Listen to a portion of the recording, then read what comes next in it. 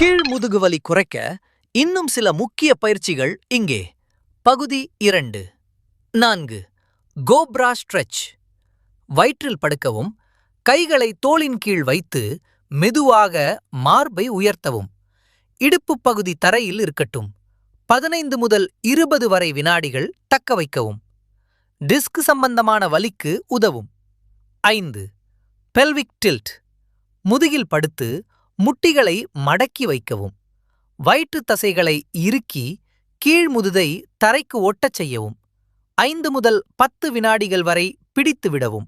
Core தசைகள் பலப்படும். 6. Bridge Bose. முதுகில் படுத்து முட்டிகளை மடக்கவும்.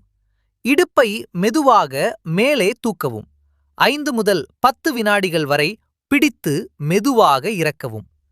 கீழ்முதுகு மற்றும் இடுப்பு தசைகள் பலப்படும். வலி அதிகரித்தால் உடனே நிறுத்துங்கள்.